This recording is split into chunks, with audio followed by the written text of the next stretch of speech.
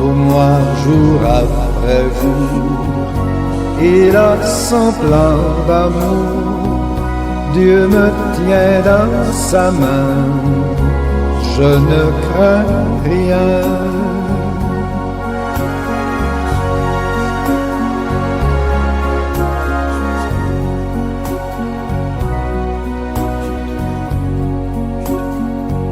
Non, je ne connais pas mon avenir d'avance, mais je m'attends à Dieu qui ne veut que mon bien. Je sais que je puis mettre en lui ma confiance. Il me tient dans sa main, je ne crains rien. C'est dans sa main que Dieu me tient. Il m'aime, il me protège, il me soutient. Pour moi, jour après jour, il a son plan d'amour. Dieu me tient dans sa main, je ne crains rien.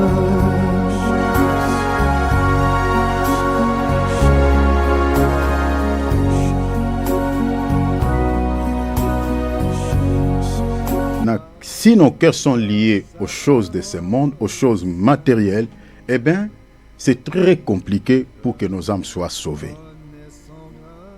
Voilà pourquoi, si vous êtes en face d'un prédicateur qui fixe vos regards sur les choses de ce monde, mes bien-aimés, c'est un ouvrier trompeur. Il conduit vos âmes en enfer. N'oubliez jamais cette vérité. La mission de l'Église, c'est ça ce qui est décrit dans Jean chapitre 3, verset 16. Ces versets-là, c'est le résumé de toute la Bible. Car Dieu a tant aimé le monde, il a donné son Fils unique, afin que quiconque croit en lui, la Bible dit quoi? Ne périsse point, mais qu'il ait quoi? Les mariages, les véhicules, l'argent, le travail, les voyages, tout ça. C'est ça ce qui est écrit. Non.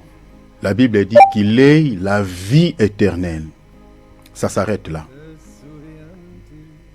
Dieu dans les ciels, s'il était question des choses de ce monde, Dieu ne pouvait pas envoyer son Fils mourir sur une croix pour nous. Non. Si Jésus a quitté le ciel, venir sur cette terre, mourir sur une croix pour nous, c'est ça ce qui est dit dans Jean chapitre 3, verset 16. La Bible dit, pour sauver pas nos corps, mais nos âmes. C'est ça la mission de l'Église, c'est-à-dire un ministre de Dieu qui se dit ministre envoyé par le Seigneur. Lorsqu'il se place devant vous, son objectif c'est de sauver vos âmes et non vos chairs. Parce que Jésus était mort pour sauver nos vies. Parce que ce corps n'héritera jamais le ciel, ne partira jamais au ciel. Je suis dans 1 Corinthiens, lisez à partir du verset 15, verset 50. Donc c'est-à-dire, faites-vous attention à ce que vous êtes en train d'écouter comme un évangile. Nous n'arrêtons pas de marteler parce que le nombre de faux prophètes sont considérables que le nombre de vrais prophètes. Qu'est-ce qui me pousse à marteler encore là-dessus? Parce que au moment où nous sommes en train de parler là, ils ont jeté dans le monde entre peut-être ça va échapper, bien aimé Philippe. Donc ça brille, comme on dit en français. Ça brille à travers le monde. Entre Pakistan et Afghanistan. Entre Iran, l'Israël et l'Amérique. Donc à l'heure où nous parlons, nous sommes réunis à la prière. Mais là-bas, les gens sont incarcérés. Donc, dans la caverne, on ne sait pas. Il n'y a pas la paix à travers le monde. Et cette guerre de l'Iran et l'Israël et l'Amérique, si Dieu, mes bien-aimés, suivez-moi ici très bien. Si le Seigneur n'intervient pas, il y aura 3e guerre mondiale. Parce que l'Iran est soutenu par la Chine et la Russie. Les BRICS en un mot. Et j'ai lu un article tout à l'heure avant de commencer l'émission. Dans cet article, j'ai vu que ça commence déjà à embraser quelques pays des Arabes. Parce que l'Iran, il a bombardé la base américaine qui était au Bahreïn et puis au Qatar. Il a bombardé ça et là. Est-ce que vous voyez les degrés, comment cette guerre est en train d'évoluer, d'embraser le monde entier? Et ces pays-là, Iran-là, il paraît, dans un article que j'avais lu aussi, qu'il a aussi des bombes nucléaires. Si on commence maintenant à utiliser les bombes là, et c'est fini, le monde c'est fini, il n'y aura plus des humains. Donc, tel que nous sommes là, pourquoi je suis allé là-bas? Bien aimé Philippe, prends-moi Daniel chapitre 7. Faisons attention. Oh mon Dieu, que Dieu sauve nous, Seigneur. Faisons attention. Jésus revient très bientôt. Réveille-toi du sommeil spirituel. Prépare ton cœur à la rencontre du Seigneur. Regardez ce qui est dit dans Daniel. C'est quelque chose que je vous ai déjà partagé ici. Mais j'aimerais encore le répéter pour que cela entre bien dans vos esprits. Allez dans Daniel 7, mon frère. Lis à partir du premier verset. Et puis on va... Parce que c'est une prophétie qui concerne notre temps. La première année de Belchazzar, roi de Babylone. La première année de Belchazzar, roi de Babylone. Daniel eut un songe et des visions se présentèrent à son esprit pendant qu'il était sur sa couche. Continuez mon frère. Il a vu quoi? Ensuite, il écrivit le songe et raconta les principales choses. Allez-y mon frère. Daniel commença et dit, je regardais pendant ma vision nocturne. Il regardait, il a vu quoi? Et voici les 4 vents des cieux firent irruption sur la grande mer. Suivez bien ici, c'est une prophétie. Il a vu 4 vents de cieux. Un jour, on vous parlera sur ces choses. 4 vents de cieux firent irruption sur la mer.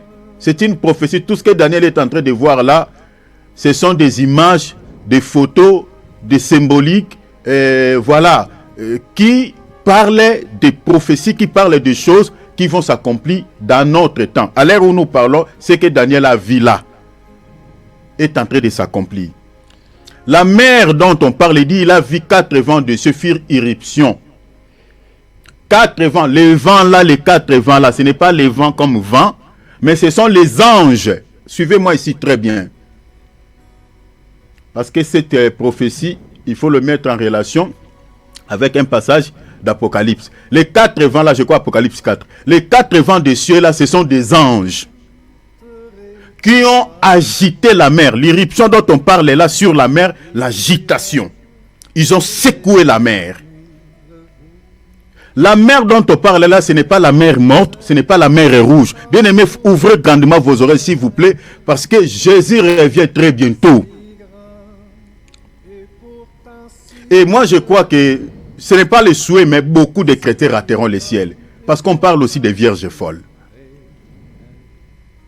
Parce qu'il y a des chrétiens qui sont dans la distraction, vraiment dans la guerre, qui sont plongés dans la distraction.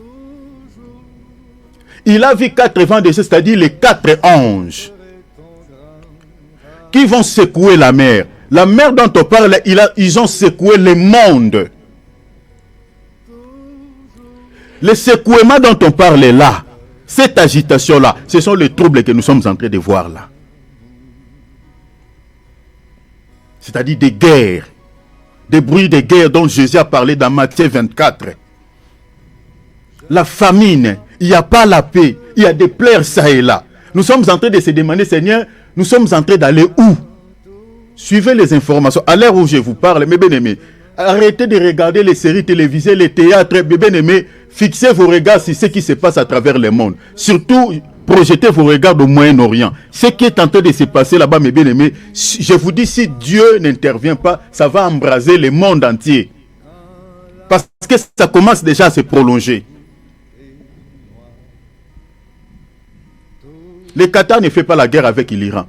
Mais l'Iran a attaqué, a bombardé la base américaine qui se trouve au Qatar. On parle d'Arabie Saoudite. On parle de plusieurs pays arabes, même le Dubaï. Donc on commence déjà à évacuer quelques personnes dans ces pays-là parce que ça va embraser presque le Moyen-Orient. Entre-temps, nous avons encore une autre guerre qui n'est pas encore finie, l'Ukraine et la Russie. En RDC, le Rwanda n'est pas encore fini. À l'heure où nous parlons, il y a des morts. Pourquoi tous ces problèmes? Mais bien aimé, c'est la prophétie de Daniel chapitre 7 qui est en train de s'accomplir au moment où nous sommes en train de parler. 4 vents de ceux, il y a 4 esprits qui ont secoué la mer. La mer dont on parle, j'ai dit, c'est le monde. Allez dans Apocalypse chapitre 17, verset 15. La mer que tu as vue, ce sont le peuple, ce sont des nations, ce sont des foules. Maintenant, pourquoi ils ont agité la mer? Pourquoi ils ont créé des troubles? La raison de ces troubles-là, c'est quoi? La raison de tous ces problèmes qu'ils ont jetés sur le monde, c'est quoi? Ici, il y a un verset même qui me vient en esprit. Rappelez-vous même de ce passage d'Ecclésiaste chapitre 11. On voit un pain jeté dans la mer. Les pains étaient jetés dans la mer, pourquoi? La Bible dit en prévision d'un malheur qui devait s'abattre sur la terre. Vous voyez, le pain qui a été jeté dans la mer en prévision d'un malheur qui va surgir sur le monde. Cette parole-là est accomplie à l'heure où nous parlons. Elle est en train de s'accomplir. Le pain dont on parle ici, c'est la parole. C'est-à-dire qu'il y a un malheur qui va secouer le monde. Mais le pain a été donné aux habitants de ce monde pour que les gens puissent récupérer ces pains pour sauver leur vie. Le pain a été jeté dans la mer. La mer, c'est le monde. Et le pain qui a été jeté dans la mer ici, c'est la personne du Seigneur Jésus-Christ parce que c'est lui le véritable pain. Tout celui qui croira à lui ne subira pas ses malheurs.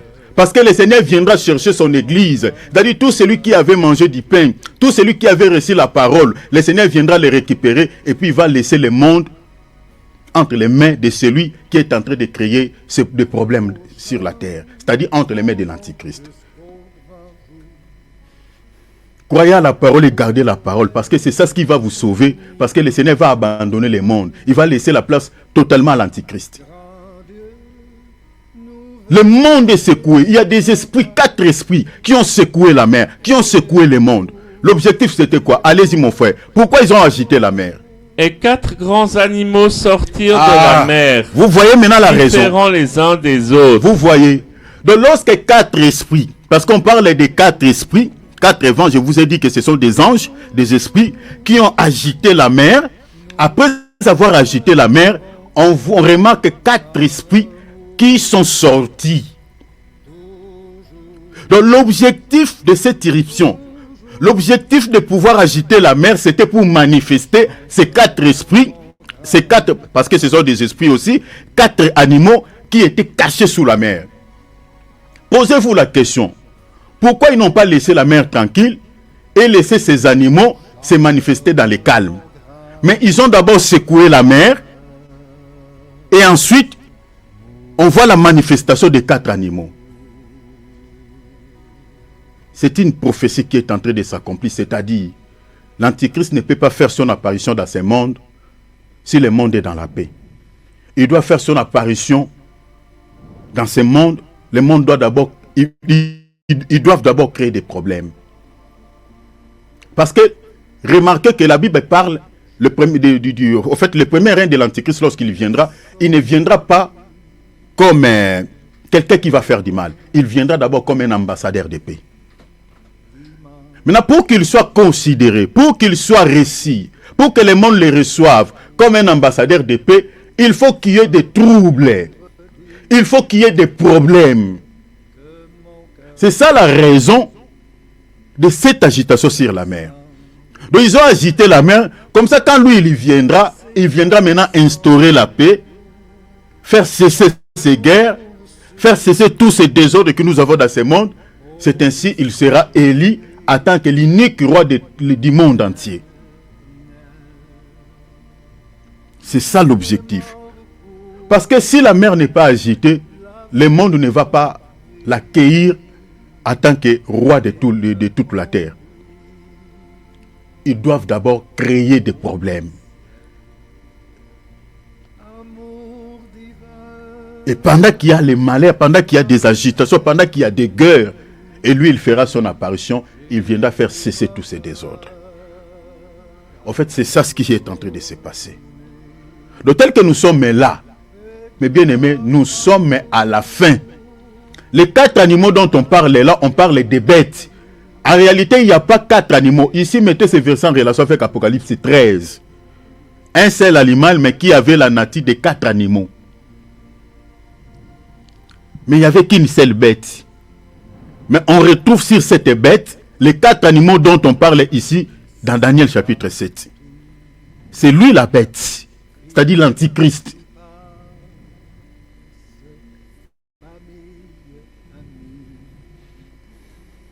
De tel que nous sommes là, soyons prudents. Priez beaucoup, chers enfants de Dieu. Priez beaucoup. Priez beaucoup. Priez beaucoup. Parce que nous sommes à la fin. Avant que l'antichrist ne paraisse, il faut que le Saint-Esprit lui laisse la place. Selon la prophétie de 2 Thessaloniciens, chapitre 2, verset 7. La Bible dit qu'il faut que celui qui les retient ait disparu. C'est pour cela que je nous dis que l'enlèvement de l'Église est tout proche. Parce que selon la prophétie, le Saint-Esprit doit laisser la place à ces derniers. Et nous sommes arrivés là. Donc les agitations que nous sommes en train de voir là, c'est comme une douleur d'enfantement d'une femme. Donc moi, il faut botama, moi, il faut bima. Mais pour que cet enfant soit né, ou avant que cet enfant ne naisse, il faut que celui qui empêche la naissance de cet enfant puisse disparaître, laisser la place.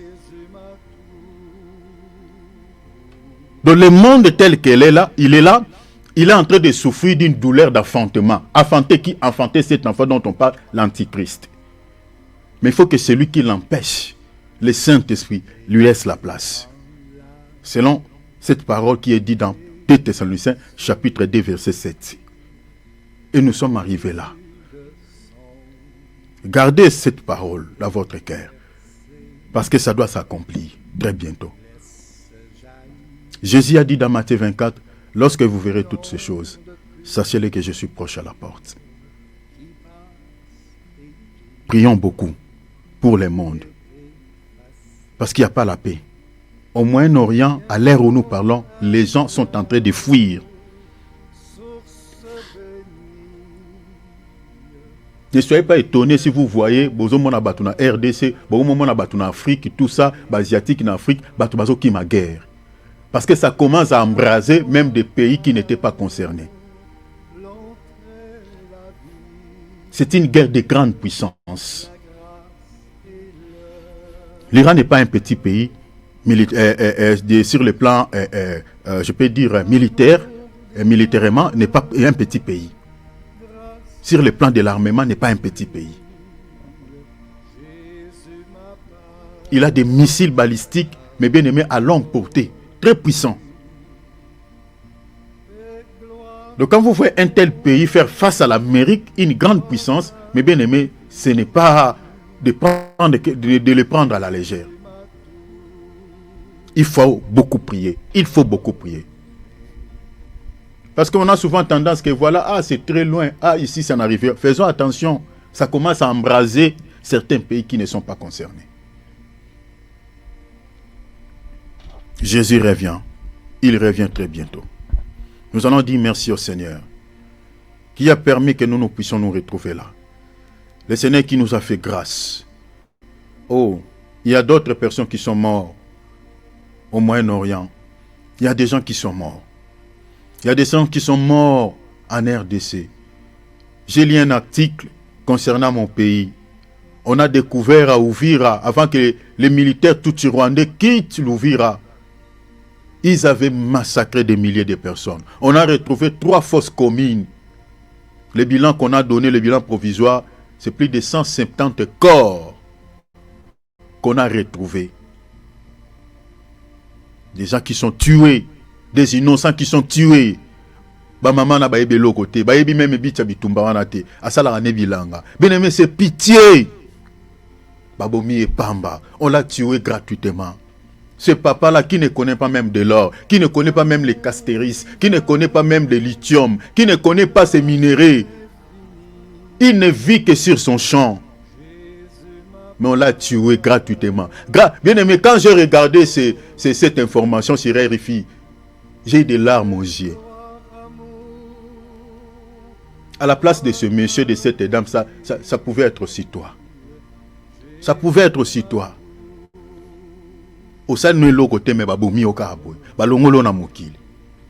C'est ça ce que le dictateur Kagame est en train de faire en RDC. Ça vient de se passer il n'y a même pas un mois, il n'y a même pas 2-3 mois. Plus de 170 corps qu'on a retrouvés sans vie. Ça, c'est ce qui est connu, ce qui n'est pas connu. Bien-aimé, il faut beaucoup prier. Là où tu es, mes bien-aimés, prie. Prie pour le monde, prie pour les gens. Nous allons bénir le Seigneur, qui a permis que nous puissions nous retrouver là. Disons merci à Jésus pour la vie qu'il nous donne gratuitement. Parce qu'il est écrit, tout celui qui vit, loue le Seigneur. Donne-lui toute la gloire. Prions au nom de Jésus. Alléluia. Papa. Orama boshetere bashaya. Mabro sotoria mabosheteria babashe. Alléluia. Alléluia. Alléluia. Hosanna au plus haut des cieux. Alléluia. Alléluia. Alléluia. Otonda bolingo papa. Otonda bolingo papa. Otonda bolingo. Bolingo Yesu bolingo. Otonda bolingo papa. Otonda bolingo papa. Otonda bolingo bolingo Yesu bolingo.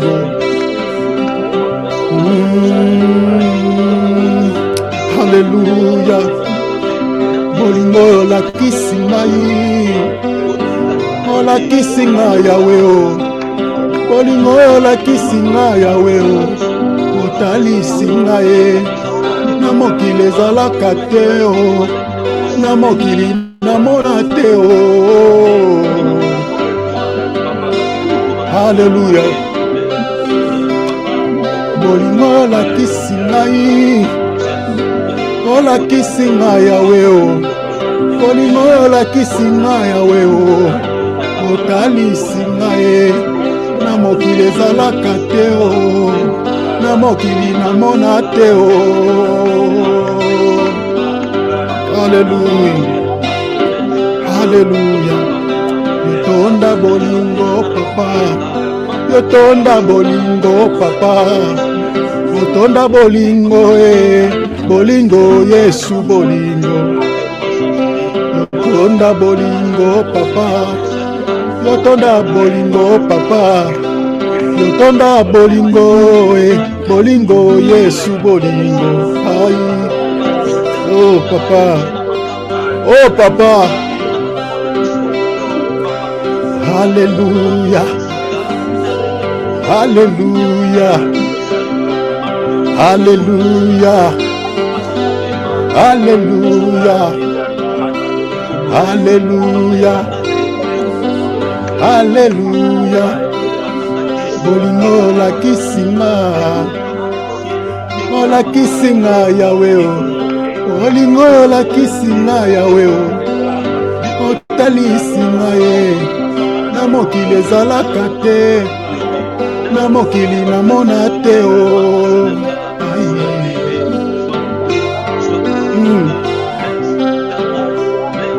bolingo otalisinga yolakisinga yawe o bolingo yolakisinga yawe o yotalisinga na mokili ezalaka te o na mokili namona te o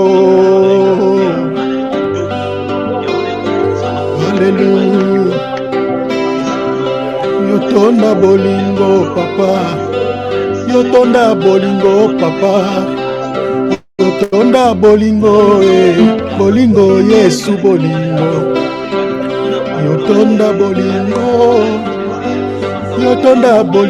papa yotonda bolingo bolingo Yesu bolingo. Mon âme te bénit dans le Seigneur. Comme je l'ai dit dans mon introduction, prie que tu ne rates pas l'enlèvement. Les signes sont imminents, comme je vous ai dit.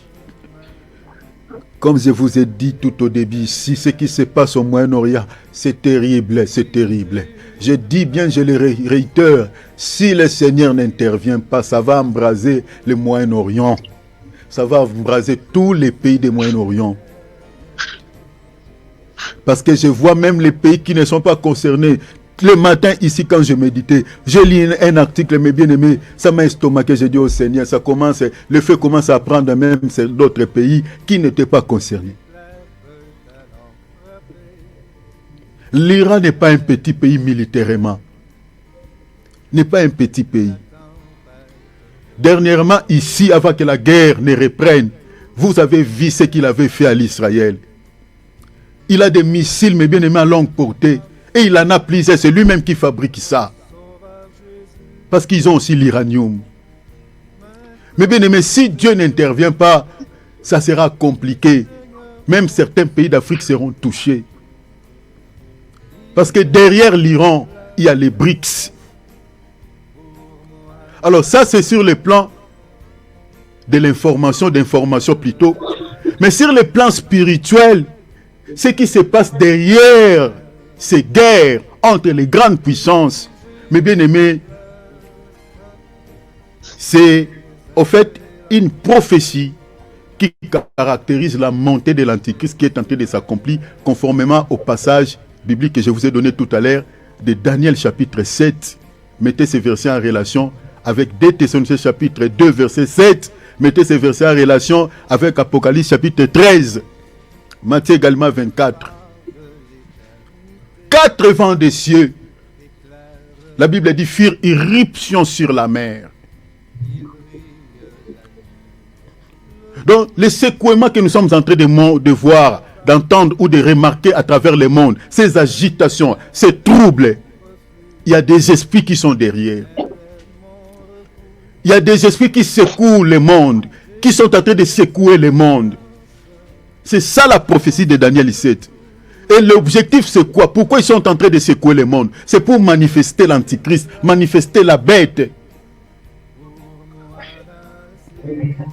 Mais bien aimés, soyez prudents. Soyez prudents. La requête est celle-ci. Prépare ton cœur. Prépare-toi à la rencontre de l'époux. La Bible dit, au milieu de la nuit, une voix se fit entendre.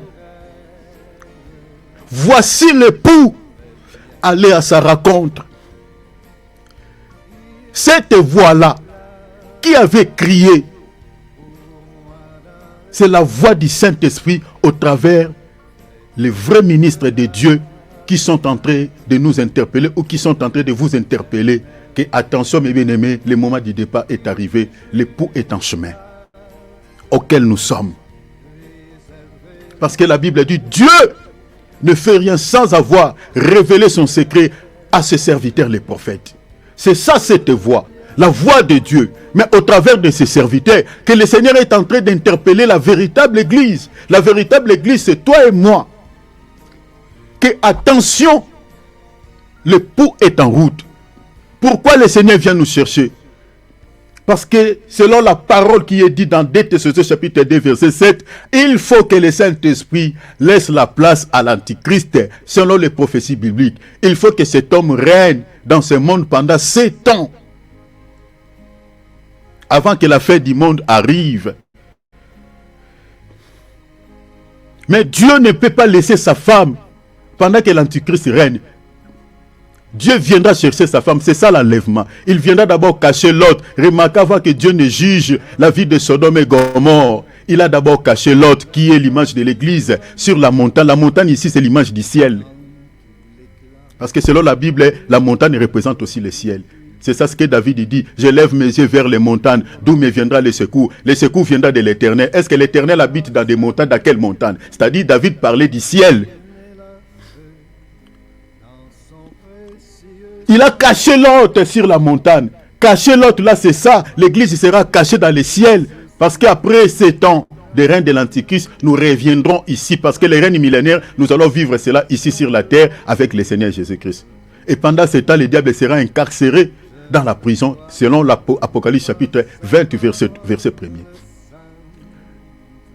Mais il doit d'abord régner cet homme. Le diable doit d'abord régner, doit prendre le contrôle total de ce monde. Au travers de cet homme providentiel, mes bien-aimés, qui fera son apparition très très bientôt. Mes bien-aimés, je vous jure devant le Seigneur, ne prenez pas ces paroles à la légère. Nous devons se préparer. Prépare ton cœur à la rencontre du Seigneur. Prépare-toi à la rencontre du Seigneur. Ne regarde pas d'abord ta vie quant à la chair. Ne se laissez pas dans la distraction. Si tu as une baisse de vie de prière, prie le Seigneur. Qu'il remonte ta vie de prière. Que tu te réveilles du sommeil spirituel.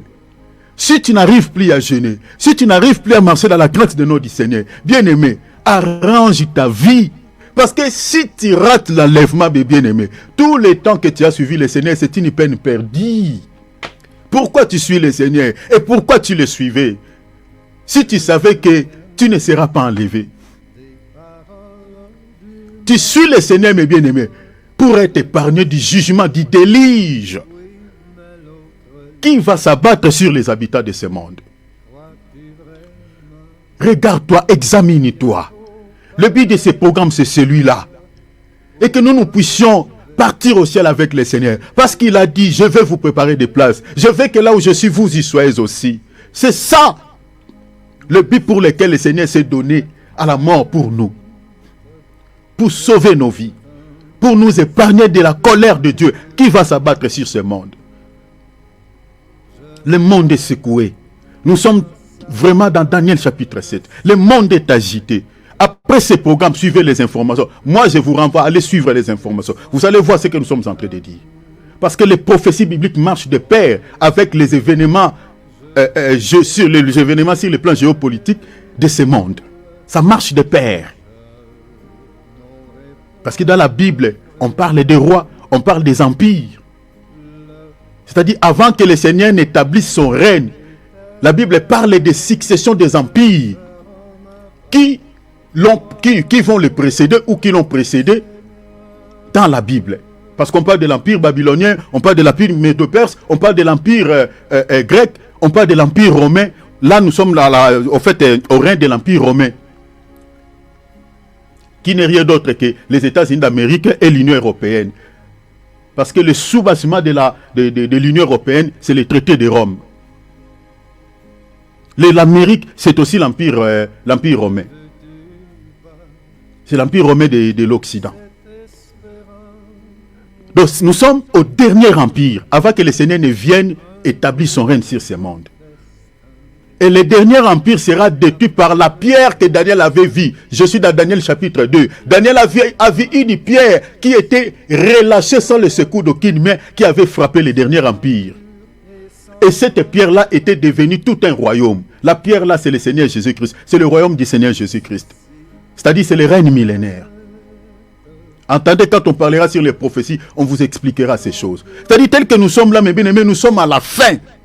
Préparons-nous, je vous en supplie. Si vous pouvez voir ce qui est dans mon cœur, parce que nous sommes en train de faire la lecture de tout ce qui est en train de se passer dans ce monde, mes bien-aimés, par rapport aux prophéties bibliques. Nous sommes, mes bien-aimés, pratiquement minuit, c'est-à-dire moins 3 minutes. Si vous ma cambo na légèreté, au sutukandeko. Prie le Seigneur qu'il te donne la vie de prière, la crainte de son nom. Parce que le seul visa qui nous accordera l'accès au ciel, c'est la vie de sainteté. La Bible dit, sans la sanctification, personne ne verra le Seigneur. Prie le Père. Si tu es seul, mets-toi à genoux. Dis, Seigneur, aidez-moi. Moi, je te suis pour être auprès de toi. Moi, je te suis, Seigneur, pour être enlevé. Seigneur, na lingite batan on a le kisa kaka bonne église et les capables maya wingana vivre makambo ba jugement renanti papa yangote parce qu'on parle de la Vierge folle qui avait raté le départ à cause de la distraction. Parce qu'il y a une portion de l'église qui ratera l'enlèvement. Nous avons une catégorie de chrétiens qui aiment suivre le Seigneur, qui aiment les choses de Dieu. Ce sont vraiment les enfants de Dieu. Mais sauf qu'ils rateront l'enlèvement. À cause de quoi? À cause de la chair. Ne sois pas compté parmi la Vierge folle ou les Vierges folles. Bonelanzambe na motema nondeko. Olandaka Yesu te potika na mabele. Olandaka Yesu te pour attendre l'enlèvement. Pour osala lever. Pour kota lola. Tala bon moino, examine-toi. Boaka orgueil. Boaka nyonso. Jalousie. Boaka biloko wana. Nous sommes à la fin. Nous sommes au dernier virage.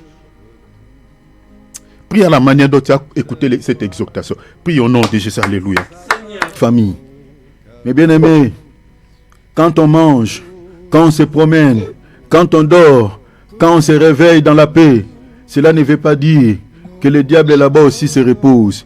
Je nous avais dit ici que les esprits ne connaissent pas la notion de fatigue. Ils travaillent tous les jours plus que des machines. Jésus a dit dans Matthieu chapitre 12, à partir du verset 50, le Seigneur a dit quand on chasse un démon, il ne part pas pour du bon. Il va aller chercher un autre endroit de repos. Mais il va retourner. Il ne lasse point. Il ne se fatigue point. Voilà pourquoi le Seigneur a fait mention dans son enseignement sur la prière de notre Père. Il dit quand vous êtes en train de prier, n'oubliez jamais cette requête. N'oubliez jamais ce sujet. Demande au Père qu'il vous délivre du malin. Le Seigneur a dit, demande au Père, délivre-nous du malin. C'est-à-dire la prière de délivrance nous est demandée dans la Bible. Le Seigneur sait que tant que le malin n'est pas encore incarcéré, il ne nous laissera jamais tranquille. Voilà pourquoi le Seigneur nous demande de faire cette prière. Alors fais cette prière. Demande à Dieu qui te délivre de ces malins. Les malins ici, ça peut être votre tante là qui travaille à connivence avec le diable pour détruire votre vie ou pour détruire votre famille. Le malin est partout. Il est dans nos quartiers. Le malin est partout. Il est dans nos lieux de travail. Il est dans nos familles. Il est dans là où nous habitons. Il est partout, mes bien-aimés. Les ivreux sont en grand nombre que de bonnes personnes. Satan zana bane belé, batebele bae bagangote. Azana bane belé koleka bana ya nzambe. Batu mabe baza mingi koleka batu malamu. Les mauvaises personnes sont en grand nombre que de bonnes personnes. Et ces gens-là sont considérés comme des ivrés parce que le diable les manipule pour détruire de bonnes personnes. Bando ki bazala ke belé so boye barate, baza ebele koleka ba chrétien. Baza ebele, ils sont considérés comme des ivrés. La présence des livrés s'est remarquée dans les champs alors que l'ivraie a été semé la nuit alors que le blé était semé pendant les jours. Donc la présence des livrés qui s'est fait remarquer dans les champs ici, et c'est là que belé koleka matita malamu. Parce que bah remarquer présence na yango. On a remarqué la présence des livrés parce que c'était nombreux. Or, livrés, sont les fils du diable, déclare la Bible. Voilà pourquoi vous voyez le monde est tel qu'il est. Tous les problèmes que nous avons dans le monde, les gens qui alimentent ces problèmes, ce sont des ivrés. Balinga kimiate. Ils n'aiment pas la paix. Ils ne veulent pas la paix. Parmi ces ivrés, Kagame, c'est une ivrée. Tous ces gens qui alimentent ces guerres, ce sont des ivrés. Dans nos familles, ceux qui nous créent des ennuis, ce sont des ivrés. Dans nos quartiers, ceux qui nous créent des problèmes, ce sont des ivrés. Amen. Donc sans la prière, mes bien-aimés, c'est compliqué. Tu peux trouver un bon travail. Tu commences à travailler, tu bénis le Seigneur. Mais tu verras que celui qui travaille avec toi, vous n'êtes que deux. Mais c'est une ivraie, il commence à te créer des problèmes inutiles. Ils sont partout. Même ici, comme on a battu mi balé. Même moko wana, yazani ivraie. Voilà pourquoi sans la prière, c'est compliqué.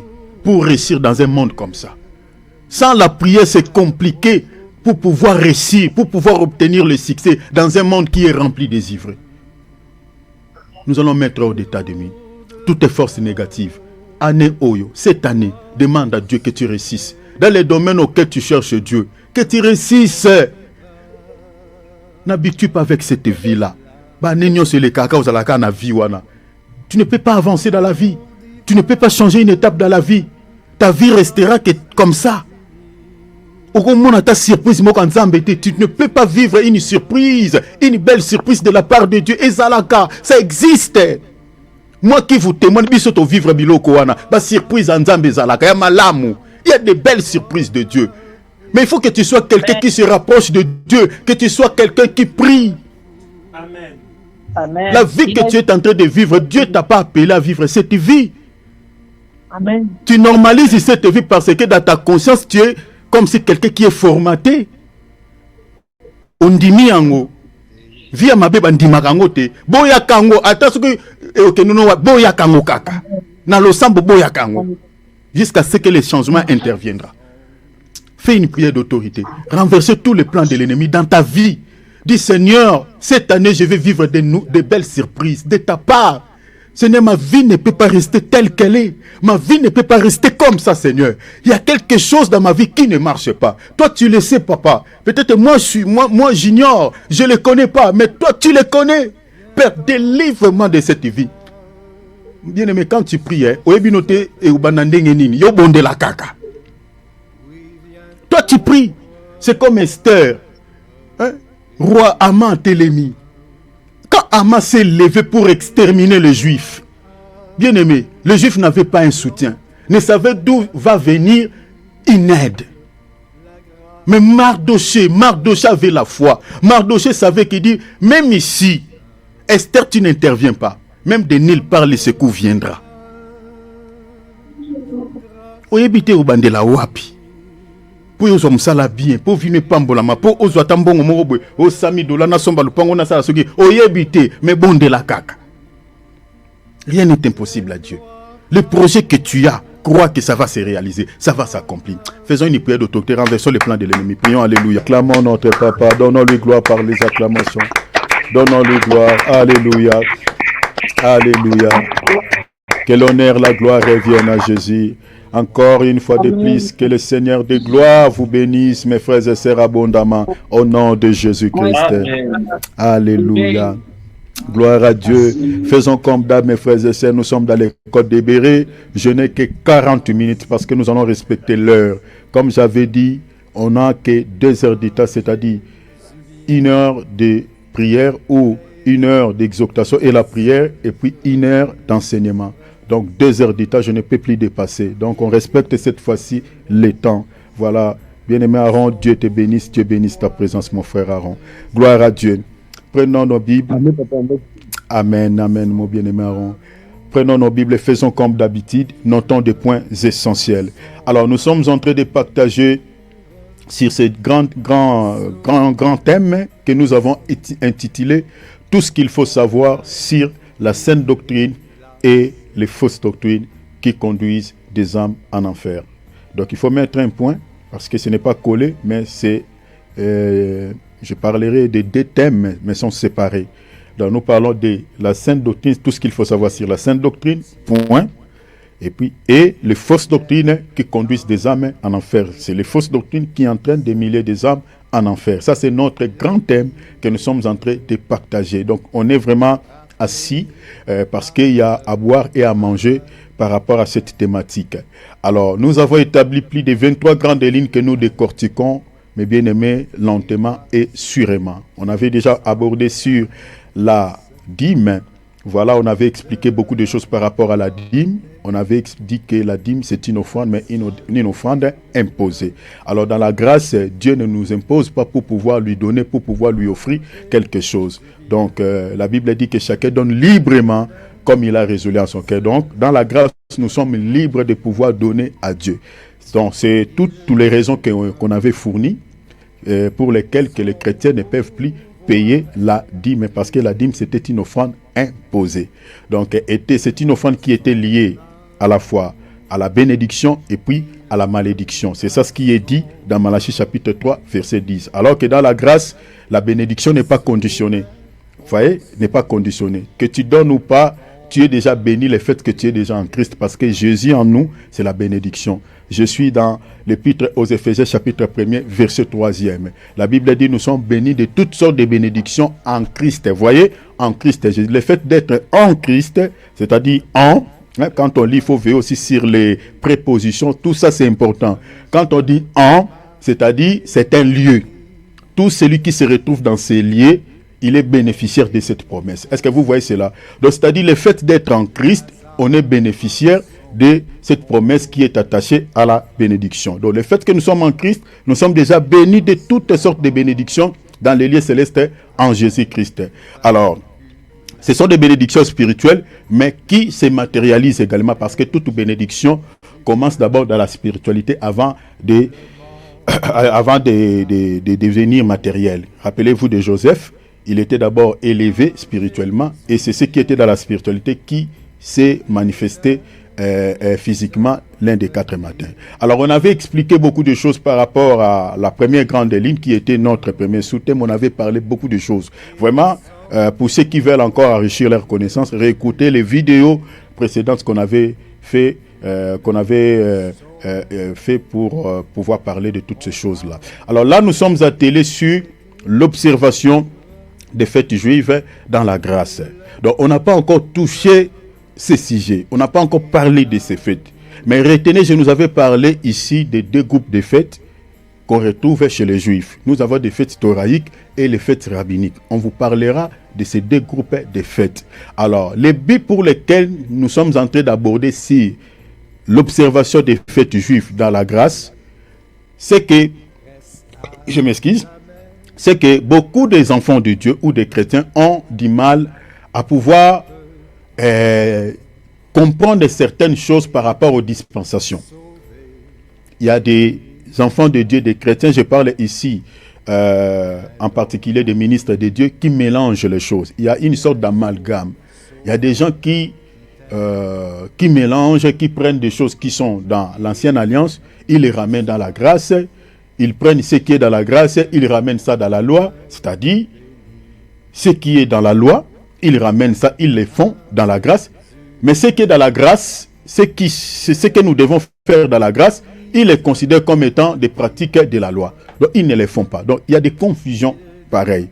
La raison pour laquelle nous allons voir à la lumière des Écritures, si nous les chrétiens, en tant que chrétiens, bénéficiaires de cette dispensation de la grâce, si nous sommes tenus d'observer les fêtes juives à la manière juive. Ça, il faut le souligner, cette nuance, parce qu'il faut nuancer à la manière juive, bien évidemment. Parce que toutes ces fêtes, que ce soit les fêtes thoraïques et les fêtes rabbiniques, nous allons voir à la lumière des Écritures que dans cette dispensation, les chrétiens ne sont pas tenus de pouvoir les célébrer à la manière juive. Non. Ça, déjà, il faut les retenir comme ça.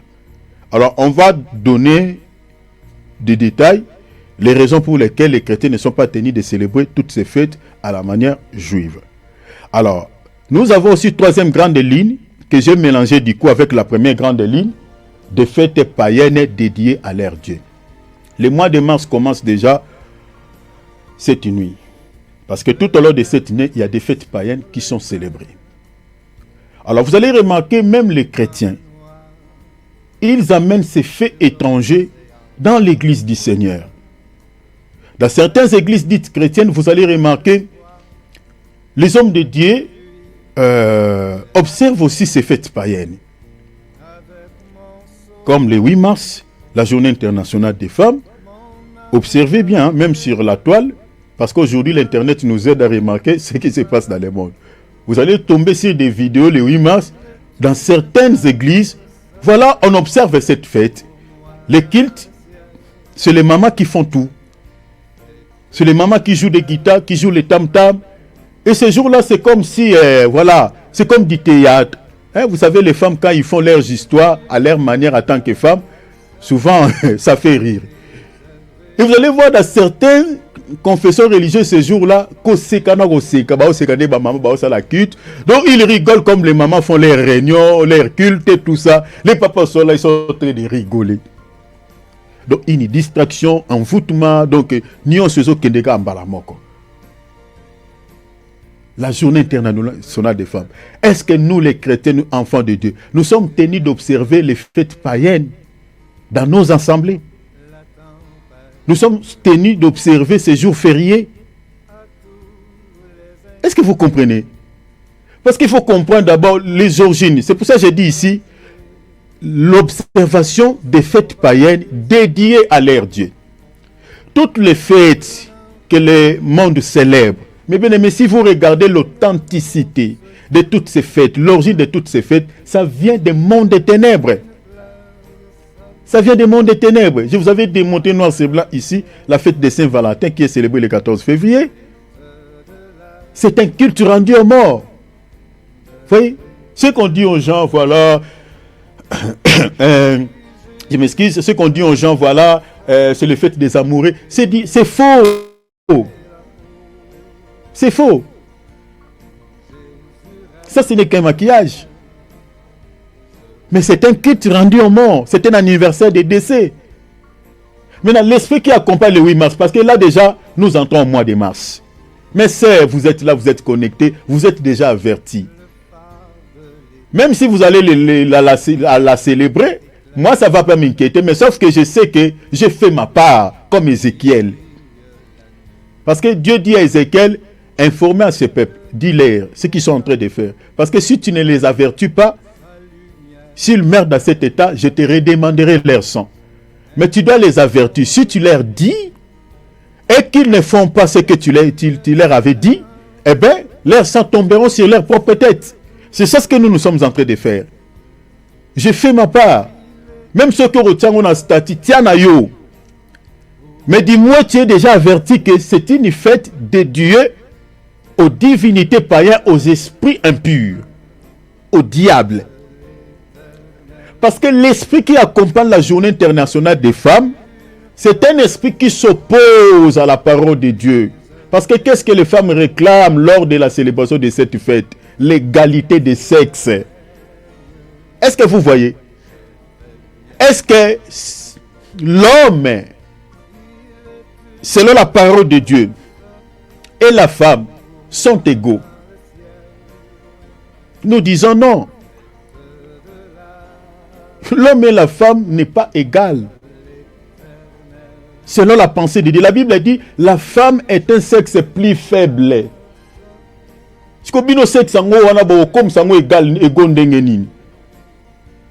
La femme est considérée comme étant un sexe plus faible. Pas faible, mais plus faible. Je vous donne l'écriture. 1 Pierre chapitre 3, verset 7. Donc vous voyez que l'esprit qui accompagne cette journée internationale des femmes, le 8 mars, c'est un esprit satanique. Donc un vrai serviteur de Dieu ne peut pas observer une telle fête parce que c'est une fête qui marche en accord de la parole de Dieu. On pousse les femmes à la rébellion. Est-ce que vous comprenez? La femme n'est pas un sexe égal à l'homme. Non, la femme est un sexe plus faible. La raison pour laquelle vous allez voir en Europe ici, il y a pas mal de divorces. Il y a des femmes qui sont restées seules. Ce n'est pas seulement en Europe, même partout à travers le monde. Mais en Europe, la statistique est très élevée des taux de divorce. C'est à cause de cela. On parle de l'égalité, l'émancipation de la femme. La femme n'est pas inférieure à l'homme, alors que c'est faux. La manière dont Dieu a établi les choses, surtout dans les mariages, dans les cadres du mariage, je parle bien, j'explique bien ici, parce qu'il ne faut pas mélanger les choses, que voilà, la femme ne peut pas être le chef de l'homme, non. Selon le monde dans les entreprises, une femme peut diriger. Une femme peut être chef d'un homme. Mais nous parlons ici, dans certains cadres spécifiques, la manière dont Dieu a établi les choses. Par exemple, dans le cadre du mariage, la femme est le chef. Et l'homme est le chef de la femme. La femme est son subalterne. Est-ce que vous voyez? Dans les mariages, la femme n'est pas égale à l'homme. Non! Sinon, on contredit la parole. Maintenant, les journées internationales des femmes dit autre chose par rapport à cette vérité. Il dit que la femme n'est pas inférieure à l'homme, même dans les couples. La raison pour laquelle nous avons pas mal de problèmes dans les couples à cause de cela. Donc, une telle fête, l'Église ne peut pas observer des choses pareilles parce que c'est satanique, c'est démoniaque. Alors, on reviendra de temps en temps, on avait déjà parlé, mais on reviendra de temps en temps parce qu'il y a plusieurs fêtes qui seront célébrées cette année. Alors là, nous sommes attelés avant d'expliquer l'observation des fêtes juives dans la grâce. Nous sommes en train de poser d'abord des bases, comme je nous avais dit. La raison pour laquelle nous allons mollo. Nous posons d'abord des bases pour que nous puissions comprendre cette notion des fêtes juives dans la grâce. Mais à titre d'information, je nous avais déjà parlé de la fête de Pâques qui sera également célébrée au mois d'avril. Cette Pâques-là que vous voyez, qui est célébrée chaque mois d'avril à travers le monde, dans certaines églises dites chrétiennes, la journée est considérée comme une journée fériée à travers le monde. Cette Pâques-là, j'avais dit ici, elle est satanique, démoniaque, charnelle. Dieu n'est pas dedans dans cette Pâques. Parce que vous allez voir, c'est une Pâques où vous voyez des images de lapins, des images des œufs. Est-ce que dans la Bible, quand on parle de la Pâques, on parle des œufs, on fait référence au lapin? Vous ne voyez pas que c'est une Pâques qui n'a rien à foutre avec la Pâques de la Bible. La Pâques, la première mention de cette fête, on la retrouve dans Exode chapitre 12. Cette Pâques était célébrée avec l'agneau. Maintenant, la Pâques qui est célébrée chaque mois d'avril, les lapins, qu'est-ce que les lapins viennent faire dans cette Pâques? Qu'est-ce que les œufs viennent faire dans cette Pâques? Vous voyez que c'est une Pâques satanique. Et vous allez voir dans certaines églises, voilà, Pâques, Pâques. Et les gens qui n'ont pas la connaissance, ils pensent qu'ils sont en train d'adorer Dieu, ils sont en train d'élever Dieu, et voilà. Mais ce n'est pas Dieu qui a été élevé lors de cette fête. C'est l'ennemi. Parce que cette date a été choisie par rapport au calendrier juif. Le 14, plutôt le février, l'avril, pardon. Ce mois d'avril a été choisi par rapport au calendrier juif. Parce que la fête de Pâques, selon le calendrier juif, est célébrée le premier mois, le mois de Nissa, le premier mois d'après le calendrier juif. Maintenant, ce calendrier par rapport à notre calendrier, le calendrier julien que nous utilisons, ce mois tombe au mois entre mars et avril. La raison pour laquelle on célèbre la fête de Pâques dans notre monde chaque mois d'avril, par rapport au calendrier juif.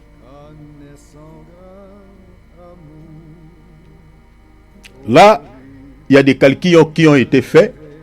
Les calculs qu'on appelle l'astrologie, c'est aussi satanique, c'est aussi démoniaque. Il y a aussi un problème. Alors, cette Pâques-là n'est pas de Dieu. Pourquoi nous disons n'est pas de Dieu? Pour plusieurs raisons. Parce qu'aujourd'hui, à titre d'information, toutes les fêtes juives, dans la grâce, nous les célébrons de manière spirituelle et non physique. Mais il y a une petite exception par rapport à certaines fêtes, je vous expliquerai ici. J'avais dit, mais je reviendrai pour vous expliquer certains détails. Prenons par exemple la Pâques aujourd'hui, à titre symbolique, on la célèbre. À titre symbolique, c'est ça plutôt ce qu'on appelle les repas du soir ou la fraction du pain ou la Sainte Seine. Vous comprenez? La Sainte Seine que nous avons l'habitude de faire dans nos assemblées. C'est ça ce qu'on appelle, c'est ça notre Pâques.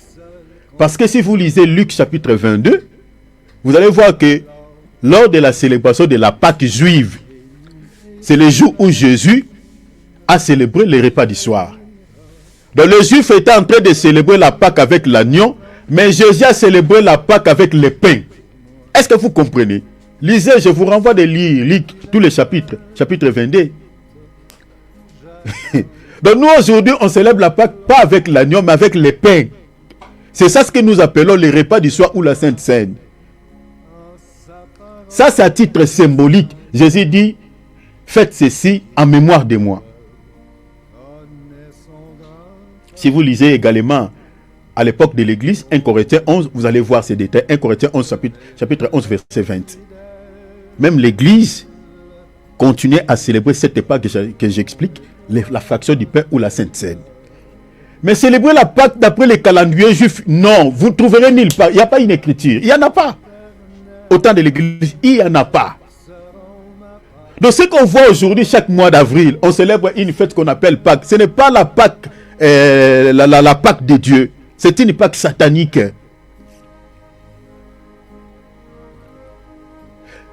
La Pâque, c'est une fête qui explique ou qui parle de la mort de l'agneau au pays d'Égypte. Or, le véritable agneau, c'est le Seigneur Jésus-Christ. Jean présentait Jésus en tant qu'agneau. Et Jésus a été immolé où? Quand on parle d'immolé, quand on dit immolé, on parle de la mort de l'agneau. Jésus a été immolé au pays d'Égypte, que j'explique les mondes. Parce que l'Égypte, selon la parole de Dieu, est considérée comme les mondes. C'est là où Pharaon règne, Pharaon que j'explique les diables. Jésus est mort dans les mondes. C'est lui le véritable agneau. Donc, l'agneau qui était immolé dans Exode 12 était la préfiguration du véritable agneau que j'explique, Jésus-Christ. Lisez également Colossiens chapitre 2, versets 16 à 17. L'apôtre Paul dit, ce qui s'était passé dans les Tanakh, c'était l'ombre des choses à venir, que personne ne vous juge au sujet d'une fête. Car toutes ces choses prennent corps en Christ. Dans la loi, c'était l'ombre. Ces choses-là ont pris un corps. La réalité de ces choses se trouve en Jésus-Christ. L'accomplissement de ces choses. Ça, c'est dans ces volets. Mais la Pâque explique également la délivrance d'un peuple du pays d'Égypte vers le pays de Canaan.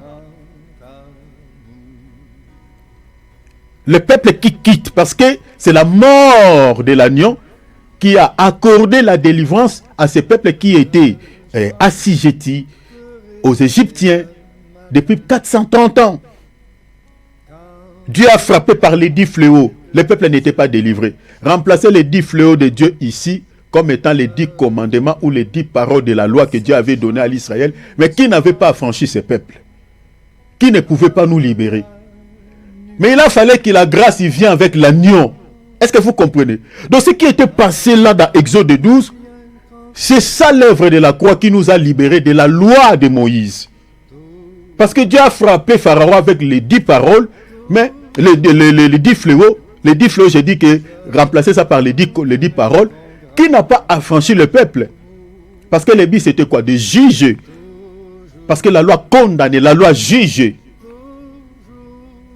Mais le peuple n'était pas affranchi. Mais c'est la mort de l'agneau qui a permis à Pharaon de relâcher ce peuple. Le peuple qui fait l'exode ici pour aller au pays de Canaan, c'est ça l'image de ce travail que Jésus a accompli à la croix pour nous, nous a libérés du monde. Je suis dans Colossiens, chapitre 1er, verset 12 à 13. Il nous a libérés de la puissance des ténèbres. La Bible dit, nous a transportés. Est-ce que vous voyez? Donc, nous a libérés de la puissance des ténèbres. Où? Dans le monde. Parce que c'est là où il y a la puissance des ténèbres. Les péchés. Le Seigneur nous a récupérés de là et nous a transportés où? Dans son royaume. Donc, tel que nous sommes là, mes bien-aimés, nous avons déjà le royaume. Parce que Jésus a dit aux Juifs, si c'est par la main de Dieu que je réalise toutes ces choses, c'est que le royaume de Dieu est descendu vers vous. Jésus parlait de lui. Le royaume, c'est lui. Or, le royaume se trouve où? Dans l'église. C'est là où Jésus est considéré en tant que roi. Parce qu'on ne peut pas parler d'un roi s'il n'y a pas le royaume. Or, le royaume de Dieu, c'est ça l'église. Parce que l'église est considérée comme une nation sainte. Lisez 2 Pierre chapitre 2, verset 9. C'est là où Jésus règne en tant que roi. Parce que le monde ne considère pas Jésus comme le roi. Est-ce que vous voyez? Donc, Jésus nous a transportés de la puissance des ténèbres, nous a transportés dans son royaume. Dans son royaume, c'est-à-dire dans l'église. Je ne parle pas de l'église en tant que les églises locales des bâtiments. Non, je parle de l'église invisible. Ceux qui sont membres de cette église, ce sont des gens qui marchent dans la crainte de nom du Seigneur. Là-bas, il n'y a pas de sorciers, il n'y a pas des impudiques, il n'y a pas de pécheurs. Est-ce que vous voyez cela? Nous a transportés dans ce royaume. Mais à quel moment Jésus nous a délivrés de la puissance des ténèbres? de la puissance des ténèbres, c'est-à-dire de l'Égypte, entre les mains des pharaons, c'était par sa mort à la croix de Golgotha. Lorsque l'agneau est immolé, lorsque l'agneau est décédé, c'est de cette manière que nous avons été relâchés entre les mains des pharaons. Et nous sommes devenus membres de ce royaume que j'explique, l'Église invisible du Seigneur Jésus-Christ. Donc, ce travail-là que Jésus a accompli pour nous libérer des pays d'Égypte, que j'explique, la puissance des ténèbres entre les mains des pharaons, pour nous amener à son royaume. Royaume, ici, vous pouvez les remplacer aussi par les pays de Canaan, parce que nous vivons déjà Canaan, étant même sur cette terre. C'est aussi ça la Pâque. Quand une âme se convertisse, quitte l'Égypte, vient à Jésus, c'est aussi ça la Pâque. Remarquez dans Luc, si vous lisez la Bible, elle dit quand un pécheur se convertisse, il donne sa vie à Jésus. Il y a une fête qui se fait où? Dans les royaumes, au ciel. Il a dit, il est content en tant que membre de l'église, corps mystique de Jésus-Christ, parce qu'il a quitté l'Égypte. C'est ça aussi la Pâque. La Pâque, c'est une fête. Donc, c'est-à-dire le travail de l'agneau est en train de se manifester dans la vie de tout celui qui abandonne le monde, qui quitte l'Égypte et qui vient à Jésus, qui entre dans ce royaume. C'est aussi ça la Pâque. Donc aujourd'hui la Pâque peut s'expliquer de plusieurs différentes manières. Ça s'accomplit de manière spirituelle. Donc nous ne pouvons plus la célébrer comme les gens ont l'habitude de la célébrer chaque mois d'avril. Cette Pâque-là, Dieu ne les reconnaît pas. Donc faisons attention, vous êtes déjà enseignés. Alors, pendant 15 minutes avant de clôturer, donc j'étais en train de dire que nous posons des bases. Notre texte de base, c'est Colossiens chapitre 2, verset 8. Nous expliquons les 4 piliers fondamentaux qui caractérisent les fausses doctrines. Parmi ces 4 piliers, nous avons la philosophie, nous avons la tromperie, nous avons la tradition des hommes, ou les traditions des hommes si vous voulez, et nous avons en dernier lieu les rudiments du monde. Ça, ce sont les 4 piliers qui caractérisent les fausses données. Bien aimés, si vous voyez dans une église ces 4 éléments, ne vous posez pas 3-4 questions. N'allez même pas déranger Dieu dans la prière. Seigneur, révèle-moi l'état d'âme de ces pasteurs. Révèle-moi, Seigneur, si cette église t'appartient. Ne dérangez pas Dieu. Si vous voyez seulement ces 4 piliers. Parce que Jésus a dit, pour reconnaître un faux prophète, vous n'avez pas besoin seulement d'avoir des dons de révélation ou être révélé. Vous pouvez même les reconnaître par les signes. Est-ce que vous comprenez? C'est ça Matthieu chapitre 7, sinon, verset 15 jusqu'au verset 20. Jésus dit, mais prenez garde. Les faux prophètes viennent en vous en vêtements de brebis. Jésus dit quoi? Vous les reconnaîtrez à leurs fruits. Jésus ne dit pas que pour pouvoir les reconnaître, il faut que vous soyez révélés. Non, Jésus dit par les fruits. Quand on parle du fruit, le fruit est un objet palpable, c'est-à-dire par les signes, par les comportements. Donc si vous voyez ces 4 éléments, ces comportements, ces éléments dans une église, bien aimé, ne vous posez pas 3-4 questions. Si vous voyez seulement un serviteur de Dieu dégage ces 4 éléments, c'est un faux ministre. Vous voyez la philosophie, parce que c'est ça ce qui caractérise la fausse doctrine, les faux enseignements des faux prophètes. Ça ne sauve pas. L'apôtre Paul dit, Colossiens chapitre 2, verset 8, il dit, prenez garde que personne ne fasse de vous sa proie. Quand on parle d'une proie, c'est-à-dire c'est une victime qui se trouve entre les mains d'un prédateur. C'est-à-dire sa vie est en train de nager entre la mort et la vie. Mais ce qui est sûr, le sort final réservé à une victime, c'est que c'est la mort. C'est ça l'apôtre Paul dit. Soyez prudents. Que personne ne fasse de vous sa proie. Par quoi? Par une philosophie. Donc c'est-à-dire, si vous êtes en face d'un serviteur de Dieu, au lieu de vous présenter Christ, au lieu de vous présenter la pensée de Dieu, il vous donne sa pensée parce que c'est ça la philosophie. Il vous prête selon son intellect, selon son intelligence, selon la rhétorique. Eh bien, vous ne serez pas sauvés. C'est-à-dire, ce qu'il est en train de vous donner comme enseignement n'est pas soutenu par la parole de Dieu. Ça ne peut pas vous sauver. C'est-à-dire, vous êtes comme une proie entre les mains de ces serviteurs de Dieu. C'est un prédateur. Ce qu'il est en train de vous dire ne vous sauvera pas parce que c'est sa pensée, ce n'est pas la pensée de Dieu. Donc la philosophie ne communique pas la vie. La deuxième des choses, l'apôtre Paul parle de la tromperie. Rappelez-vous dans 2 Corinthiens chapitre 11, verset 13 à 15. L'apôtre Paul dit, ces hommes-là, ces ouvriers-là, sont des ouvriers trompeurs. Et c'est là où nous nous sommes attelés. Et c'est ce deuxième pilier qui nous a conduit à expliquer, à parler des 4 cavaliers qui se sont manifestés lors de l'ouverture des 4 premiers sceaux. C'est là où nous nous sommes attelés. Parce que j'explique aussi ces 4 piliers comme étant les 4 manifestations de l'Antichrist à l'ouverture des 4 premiers sceaux. La tradition des hommes ne communique pas la vie. Le rudiment du monde. L'évangile est basé sur les choses, les matériels, sur le matu-vie. Ça ne sauve pas.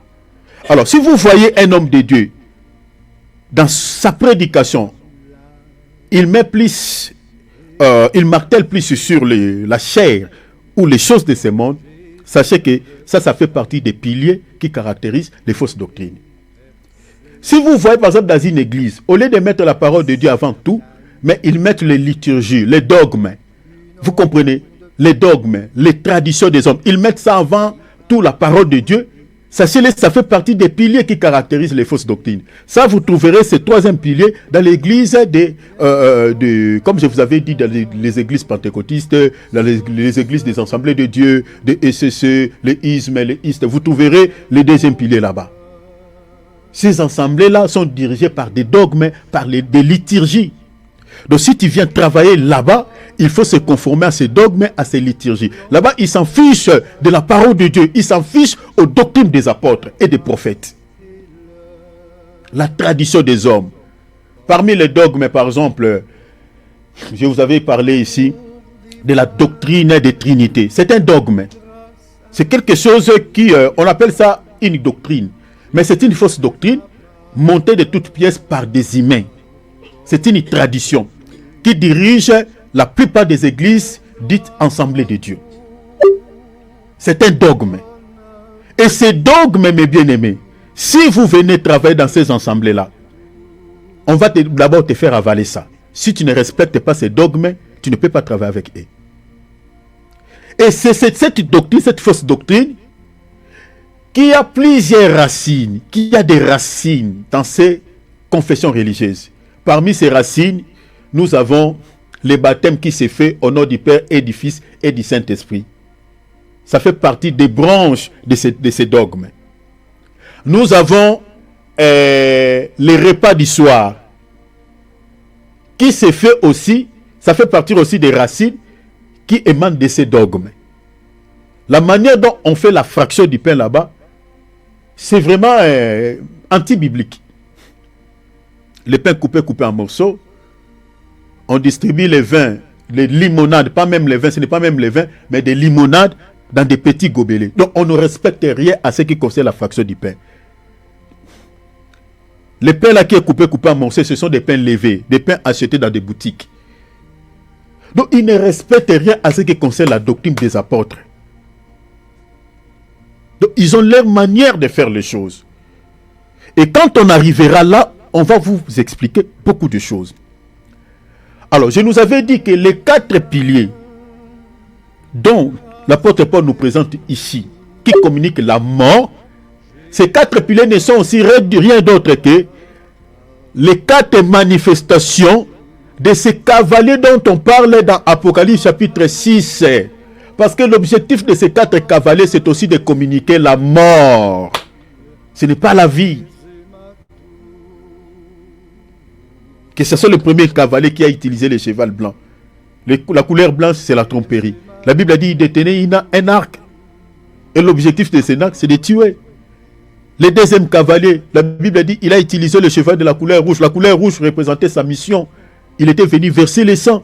Vous comprenez? Que ce soit le 3e cavalier, que ce soit le 4e cavalier, l'objectif c'est la mort. C'est pour ça que je vous ai dit que les 4 piliers ici n'est rien d'autre que la manifestation de cet antichrist qui change de fonction, parce qu'il n'y a pas 4 cavaliers en soi, mais il n'y a qu'un seul cavalier qui est l'antichrist, mais qui change de fonction.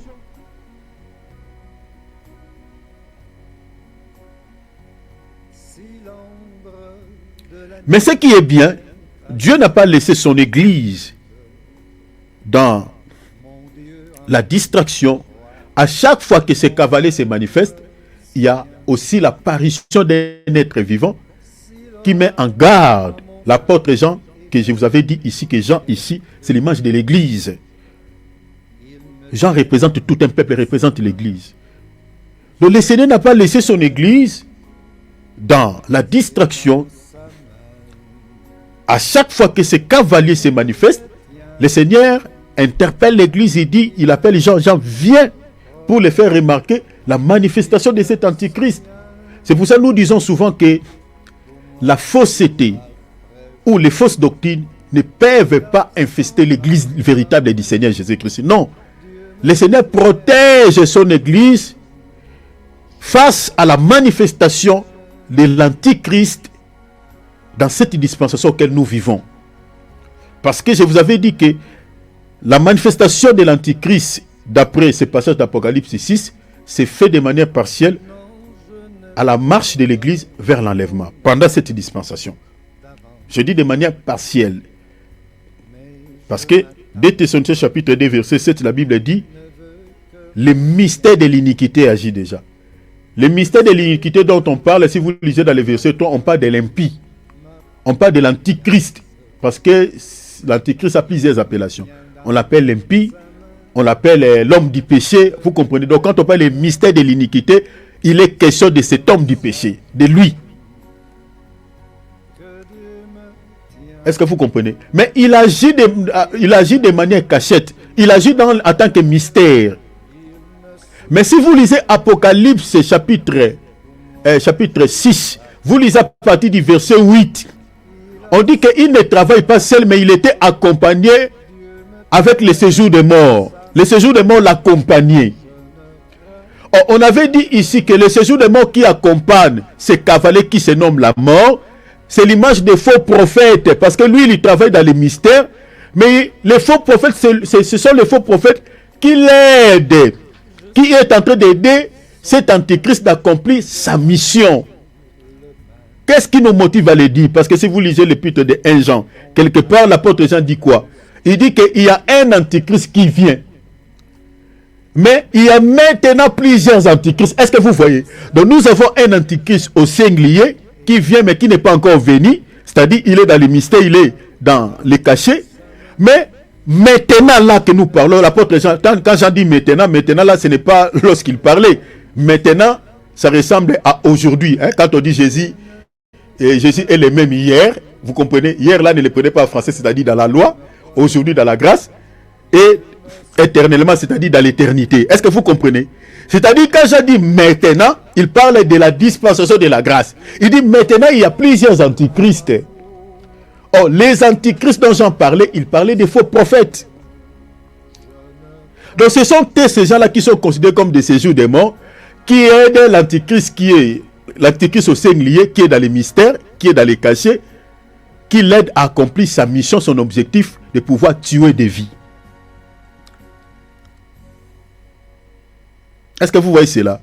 Alors, l'église est protégée par les 4 êtres vivants. J'avais dit aussi qu'il n'y a pas 4 êtres vivants, parce que si vous partez au ciel, vous ne trouverez pas des êtres vivants, hein, qu'on appelle les 4 êtres vivants au ciel, qui ont la tête, qui ont les images des animaux, parce qu'on dit que le premier être vivant avait la face du lion, le deuxième être vivant avait la face du veau, le troisième être vivant avait la face de l'aigle, et l'autre être vivant avait la face de l'homme. Vous ne verrez pas ces êtres au ciel. J'avais dit que l'image des 4 êtres vivants ici, c'est la manifestation, c'est la forme que Dieu a prise pour protéger son église. Parce que le premier être vivant qui a la face du lion, j'ai dit que c'est toujours Dieu, la manifestation du Saint-Esprit dans cette dispensation pour protéger l'église. Parce que Jésus-Christ, c'est lui le véritable lion. C'est lui le lion de la tribu de Juda. C'est lui. Il protège l'église. Il protège comment? Il protège l'église en tant que lion. Parce que quand Jésus nous défend contre le diable, il ne nous défend pas en tant qu'agneau, mais il nous défend en tant que lion. Lion, c'est un animal de combat, déclare la Bible. Et le lion, c'est un roi. Oh, Jésus, c'est le roi de l'église. En tant que veau, l'être vivant qui a la face du veau. J'avais dit que Jésus, dans cette dispensation de l'Église, Jésus aussi, il travaille comme serviteur.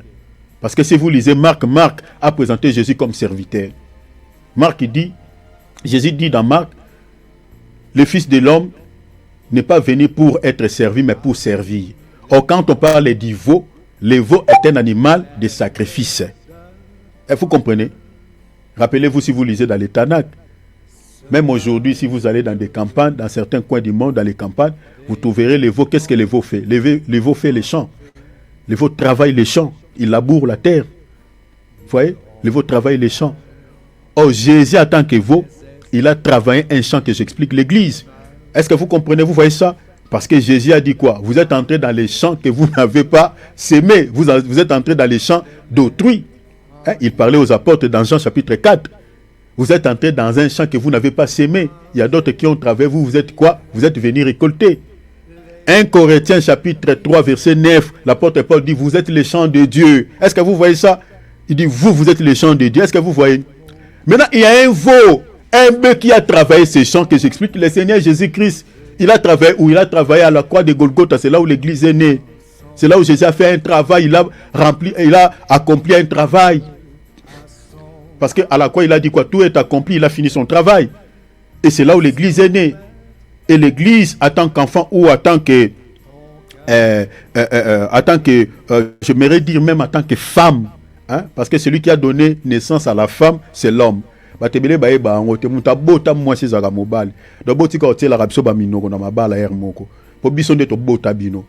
Adam était en train de dormir et c'est Dieu a déchiré la côte d'Adam pour faire sortir la femme.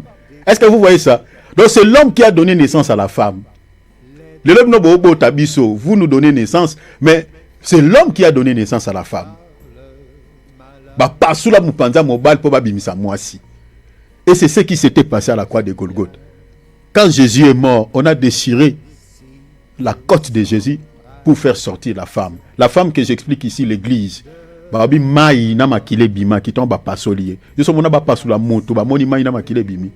déchire les côtés d'une personne et on voit l'eau et le sang sort.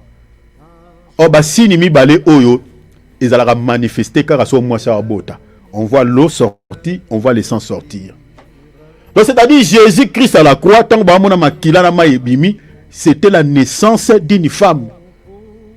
Parce que l'église telle que nous sommes là, nous sommes épouses du Seigneur, nous sommes aussi la fille du Seigneur. Jésus-Christ s'est marié avec sa propre fille. Inceste sur les plans spirituels les a autorisés.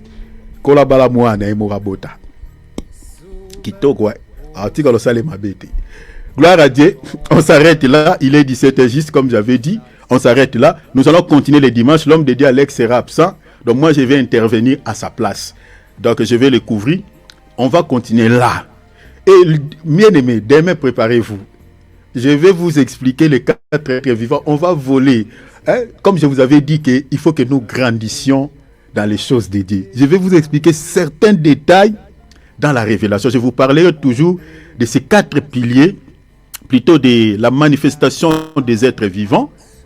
Je vous expliquerai la manifestation de ces êtres vivants dans certaines dimensions un peu spirituelles. On va encore monter un tout petit peu. Non? Hein? Je fais comme ça, non, ça la bongo pour beaucoup là, hein, pour que vous puissiez grandir aussi. Hein? Dans la spiritualité. Donc, apprenez à manger de la nourriture solide. C'est très important. Donc, on va monter un tout petit peu demain. Je vous parlerai de ces 4 êtres vivants comme étant les 4 coins de la grande nappe. Je vous parlerai aussi de ces 4 êtres vivants comme étant les 4 pieds de la table des pains de proposition. Je vous parlerai également demain, toujours par la grâce de Dieu, de ces 4 êtres vivants comme les 4 femmes de Jacob. C'est-à-dire, je vous parlerai de ces 4 êtres vivants comme Léa, comme Rachel, comme Bila et puis comme Zilpa. Donc ne manquez pas. Parce que vous ajouterez, je crois, par la grâce de Dieu, un plus à votre connaissance. À la manière dont vous avez compris, c'est que tout ce que nous venons de dire, alors glorifions Dieu, disons merci à Dieu. Alors prions au nom de Jésus, donnons toute la gloire au Seigneur. Alléluia, Père. Merci pour le temps que nous venons de passer.